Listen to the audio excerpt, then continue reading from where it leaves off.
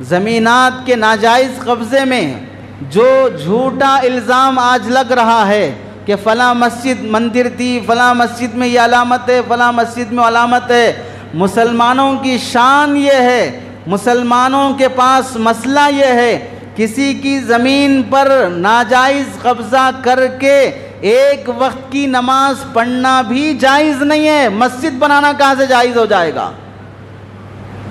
مسئلہ سن لو، تمہاری مسجد نہیں ہے، تمہاری زمین نہیں ہے، دوسرے کی زمین ہے، اس کی زمین پر وہ آدمی کہہ رہا ہے کہ میری زمین پر تمہیں نماز پڑھنے نہیں دوں گا، تمہیں نماز پڑھنا ہو تو کہیں اور جا کے پڑھو۔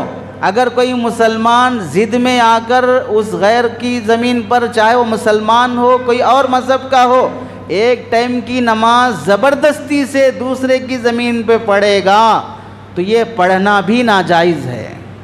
تو ایک ٹائم کی نماز بھی دوسرے کی زمین میں پڑھنا اس کی اجازت اور اس کے مرضی کے بغیر ناجائز ہے، تو مسلمان کیسے گوارا کر لیں گے کہ اس کی زمین پہ مسجد ہی بنا دیں، مندروں پہ قبضہ کر کے مسجد ہی بنا دیں؟ یہ کیسے گوارا کر لیں گے مسلمان؟ مسلمانوں کی تاریخ میں ہے، جب بھی مسلمان نے اللہ کا گھر بنایا ہمیشہ انصاف کا لحاظ رکھا ہے، حلال کا لحاظ رکھا ہے۔ آپ کو معلوم ہونا چاہیے سب سے پہلی مسجد جو زمین پہ بنائی گئی وہ کعبۃ اللہ ہے۔ کعبے کی تعمیر میں اللہ تعالیٰ نے انبیاء کا انتخاب فرمایا۔ مسجدوں کی تعمیر کی خصوصیت یہ ہے، اللہ نے مسجدوں کی تعمیر کی اہمیت کو بتانے کے لیے یہ قانون بنایا اور ایسی ترتیب بنائی اللہ نے۔ دنیا میں بڑی بڑی مسجدیں بالعموم اللہ کے نبیوں نے بنائی ہے۔ مسجدوں کو بنوانے کا کام اللہ نے اپنے نبیوں سے لیا ہے۔ اس سے اندازہ ہوتا ہے کہ مسجد بنانا نبیوں کی سنت ہے۔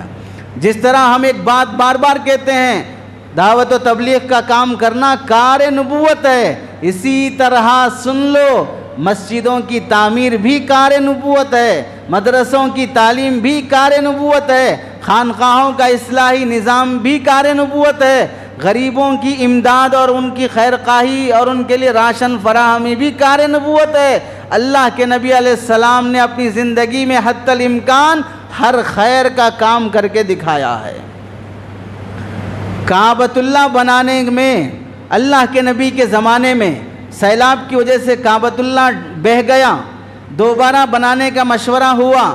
زمانے جاہلیت کے جاہلوں نے پیسہ اکٹھا کرنے کا مشورہ کیا اور اس میں یہ قانون پاس ہوا کہ پورے مکے میں جس سے جو ہو سکتا ہے کعبہ بنانے میں پیسہ جمع کرے، لیکن شرط یہ ہے وہ حلال پیسہ ہو، حرام پیسہ ہرگز نہ لائے۔ جاہلیت کے زمانے کے، اس زمانے کے کافروں نے کعبۃ اللہ بناتے ہوئے حلال حرام کی تمیز کا لحاظ رکھا۔ حلال پیسے اتنے جمع نہیں ہوئے کہ پورے کعبہ کی تعمیر کی جا سکے، تو انہوں نے مشورہ کیا جتنا حلال ہے اتنا ہی بنائیں گے، لیکن حرام کے پیسوں سے کعبہ نہیں بنائیں گے۔ اس واسطے حتیم کی دیوار کو چھوڑ دیا کہ یہ بنانے کے لیے ان کے پاس حلال پیسہ نہیں تھا۔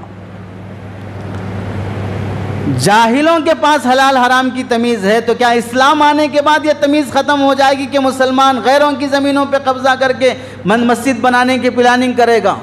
مسجد نبوی بنانے کا جب مسئلہ آیا، اللہ کے نبی نے جس زمین کا انتخاب فرمایا وہ دو یتیم بچے سہل اور سہیل کی، جن کے سرپرست معاذ بن افرا تھے، ان بچوں کے سامنے جب بات آئی تو انہوں نے کہا ہم اپنی زمین ہدیے میں دے دیں گے۔ اللہ کے گھر کی تعمیر کا مسئلہ ہے، لیکن اللہ کے نبی نے فرمایا نہیں، مسجد کی زمین یتیم بچوں سے ہدیے میں نہیں لی جائے گی، خرید کر پیسے دے کر لیں گے۔ حضرت صدیق اکبر رضی اللہ تعالیٰ عنہ سے فرمایا کہ یہ زمین کے پیسے دے دو اور پیسے دے کر زمین خریدو۔ اس کے بعد وہاں پر مسجد نبوی بنائی گئی۔ بیت المقدس حضرت یعقوب علیہ السلام نے اس کی بنیاد ڈالی، حضرت داؤد علیہ السلام اس کی تعمیر کرنا چاہے۔ جب اللہ تعالیٰ نے حضرت داؤد علیہ السلام کو بیت المقدس کی تعمیر کرنے کا حکم دیا، تو جس جگہ کی تعمیر کا حکم دیا وہ جگہ ایک روایت میں ہے کہ ایک بوڑھی عورت کی تھی اور ایک روایت میں ہے کہ یتیم بچے کی تھی۔ حضرت داؤد نے ان سے بات کیا کہ یہ زمین دے دو، اللہ کا گھر بنانے کا یہاں حکم ہوا ہے، وہ دینے تیار نہیں ہوئے۔ حضرت داؤد نے کئی بار اصرار کیا، ڈبل تربل پیسہ دینا چاہا، وہ راضی نہیں ہوئے۔ دل میں خیال آیا اللہ کا گھر بنانا ہے، اللہ کی دھرتی پہ بنانا ہے، وقت کا نبی ہوں اور نفع کے ساتھ دینے کی بات کر رہا ہوں، پھر بھی دینے تیار نہیں ہو رہی ہے۔ اگر میں ان کی زمین قبضہ کر کے اس پر میں بیت المقدس بناتا ہوں تو پھر کیا برا ہوگا۔ اتنا خیال دل میں آیا، جا کر اس بوڑھی کو یا اس یتیم کو بولا نہیں، انہیں ہٹایا نہیں، دل میں خیال آیا کہ ایسا کروں گا۔ اللہ تعالیٰ نے حضرت داؤد علیہ السلام پہ وحی نازل کر لی اور فرمایا، داؤد میرا گھر بنانا چاہتے ہو، میرے بندوں پہ ظلم کر کے بنانا چاہتے ہو، اس لیے میں تمہیں یہ نعمت نہیں دوں گا، اب بیت المقدس بنانے کی اجازت نہیں ہے تمہیں، اب میں تمہیں میرا گھر بنانے کی نعمت نہیں دوں گا، اب تم بیت المقدس نہیں بنا سکتے۔ حضرت داؤد علیہ السلام روتے ہوئے اللہ کے دربار میں توبہ اور معافی مانگی کہ اللہ مجھ سے غلطی ہو گئی، ایسا خیال نہیں لانا چاہیے تھا، اب مجھے اس نعمت سے محروم رکھا ہے تو میری اولاد کو یہ توفیق دے دے کہ وہ بیت المقدس بنائے۔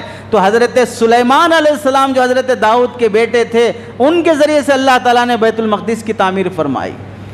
جب اللہ کے گھر کی تعمیر میں کسی کی زمین ناجائز لینے کا ارادہ ہونے پر ہی اللہ تعالیٰ اس تعمیر کو پسند نہیں فرماتے ہیں، تو پھر یہ کیسا دعویٰ کہ مسلمان ناجائز طریقے سے مسجدوں کی زمین مندروں کی تھی جو قبضہ کر کے بنا دینے کی بات آتی ہے۔ مسجد نبوی کی توسیع کرنے کا مسئلہ آیا، اسے بڑا کرنے کا مسئلہ آیا۔ حضرت عباس کا مکان مسجد سے ملا ہوا ہے، اب ضرورت ہے مصلیوں کے لیے کہ اسے بڑھایا جائے، تو حضرت عمر نے اپنے زمانے میں حضرت عباس کو کہا کہ یہ مکان بیچ دو، مسجد میں شامل کر دیں گے، تیار نہیں ہوئے۔ بات بڑی، قاضی صاحب کے پاس، حضرت کعب کے پاس مقدمہ گیا، حضرت کعب نے دونوں کی سنی۔ حضرت کعب نے فرمایا کہ عمر ایک بات سنو، حضرت عمر امیر المؤمنین ہیں اور یہ ان کے ماتحت قاضی ہیں، لیکن قاضی صاحب کا فیصلہ یہ ہے کہ کسی کی بھی زمین ناحق طریقے سے اس کی مرضی کے بغیر تم مسجد نبوی بنانے کے لیے بھی نہیں لے سکتے، یہ دینا چاہیں تو دیں گے ورنہ تم زبردستی سے نہیں لے سکتے۔ حضرت کعب نے جب فیصلہ کیا کس کے خلاف؟ امیر المؤمنین حضرت عمر رضی اللہ تعالیٰ عنہ کے خلاف، کہ آپ بادشاہ ہوں گے لیکن کسی عام رعایا کی زمین بھی اپنی ذات کے لیے نہیں، مسجد نبوی کے لیے بھی آپ نہیں لے سکتے۔ وہ فیصلہ سن کے جب باہر آئے، مسجد نبوی میں پہنچے دونوں حضرات، تو حضرت عباس کہنے لگے آپ مجھ سے یہ چیز زبردستی سے اس میں داخل کرنا چاہ رہے تھے، اس واسطے میں اپنا حق سمجھ کر یہ دینے تیار نہیں ہوا، کیونکہ یہاں گھر بنانے کا حکم اللہ کے نبی نے دیا تھا، نبی کی مرضی سے یہ گھر بنا ہے اور وہ میں گھر چھوڑنا نہیں چاہ رہا تھا، لیکن جب آپ کا یہ انصاف، آپ کا یہ فیصلہ ماننا مجھے اتنا پسند آیا کہ اب بیچنا نہیں، میں فری میں یہ گھر دے دیتا ہوں، اللہ کے گھر کے لیے میں اپنا گھر فری میں دے دیتا ہوں۔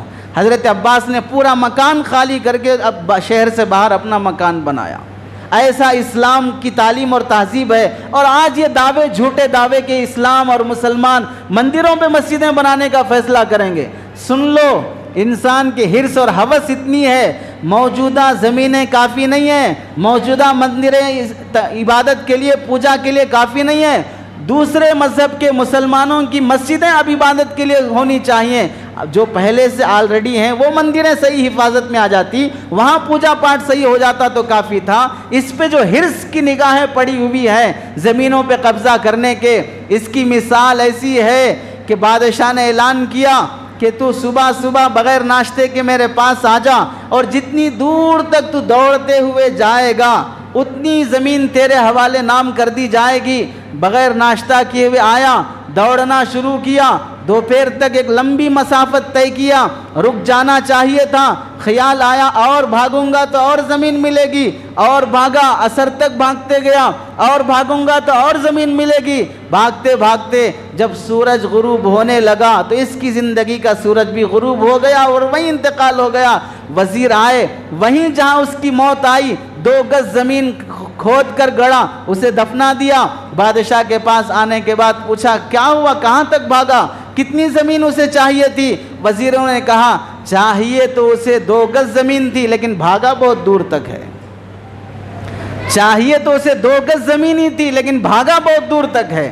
ایسے ہی آج کل کے ہر حرص اور لالچ رکھنے والے اور ان دشمنوں کو جو مسلمانوں کی مسجدوں پہ قبضے کی باتیں کر رہے ہیں، تمہیں 2 گز زمین بھی نہیں چاہیے ہے، تم تو دفن ہونا بھی نہیں چاہتے ہو، پھر ان زمینوں پہ قبضے کی بات کیوں ہے، مسجدوں پہ قبضے کی بات کیوں ہے؟ ہر مذہب والا اپنے مذہب کی اور اپنے مسجد کی حفاظت کرے گا تو ہر آدمی سکون سے رہ سکتا ہے۔ مسلمان اپنے ظلم سے توبہ کرے، مسجدوں کی پراپرٹیوں پر، ملکیوں پر جو ناجائز قبضے ہیں اس سے توبہ کرے، مسجدوں کی حفاظت کی کوششیں کرے۔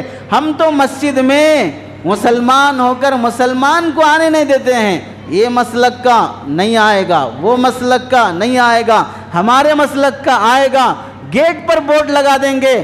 ہم نے خود ظلم کی ابتدا کی ہے، آج وہ انتہا دیکھ رہے ہیں کہ مسجدوں پہ ناجائز قبضے ہو رہے ہیں۔ اس واسطے اپنے ظلم سے توبہ کرو۔